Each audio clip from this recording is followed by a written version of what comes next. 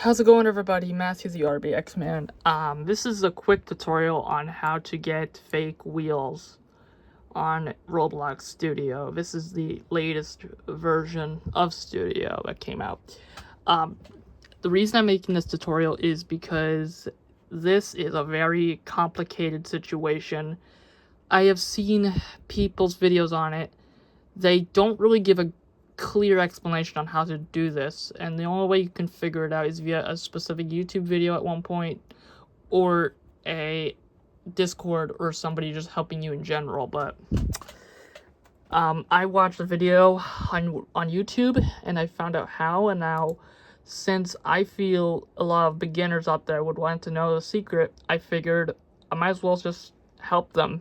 So if you have not made a chassis, go ahead and do so. You don't have to, it doesn't have to be an 060, it could be an 040, or 040, an 080, a 480, whatever. I don't give a crap, just any chassis will do.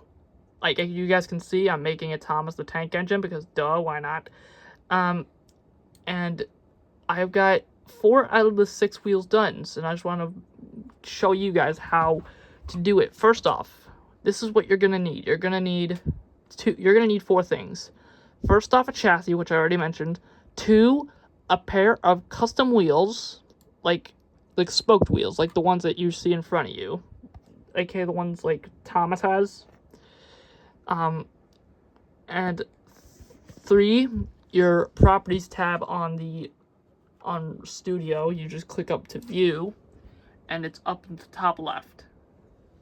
And then finally, what I strongly recommend is the Explorer tab, because this helps you out a ton. So, we're not gonna be, and yeah, this will help you with a lot of other stuff. So, I'm gonna go ahead and just guide you through it. It's pretty simple. What you're gonna want to do is start off. You're gonna want to select the wheel you want, and then you're going to want to insert or create your custom wheel. And I already have it inside the wheel, and this is exactly what you're going to want to do. You're going to want to select your wheel. You're going to want to make sure it has Can Collide off. So go over to the Properties tab, look for Can Collide, and turn that sucker off. Make sure it is not checked. If it is checked, make sure you check it, because otherwise this will not work. And what you're going to want to do after that, take the wheel.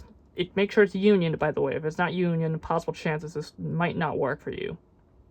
You're going to want to make sure you look and try and figure out what wheel this is. And when you find it, if it's a model, click.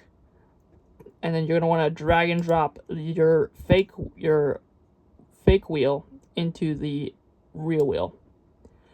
After that, it should look like this. And now what you're going to want to do, select your real wheel and make it transparent.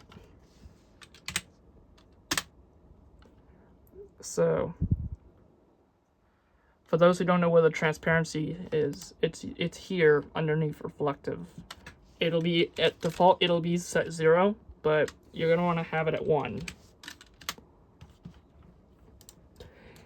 And I'm going to do it to the other wheel just so I can prove it works.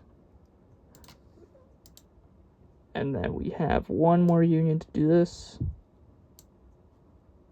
Part. Transparent 1.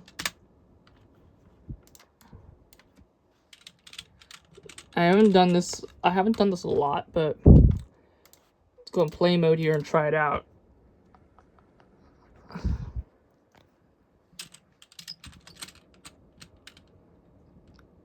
Just like that, we have a custom chassis, and it's working. It's not perfect. It's not gold. I'm still kind of I'm still trying to learn my way around the software and trying to learn like how we get this working. So my chassis is not perfect. Okay, so deal with it. You can add side rods to it, and you can make it look all pretty good. But I will be doing this down the road. Remember, I'm still beginning, so yeah. But yeah, that's how you make custom wheels, and that's how you put custom wheels on your bases. Now go out there and make some really nice trains. Alright, bye-bye.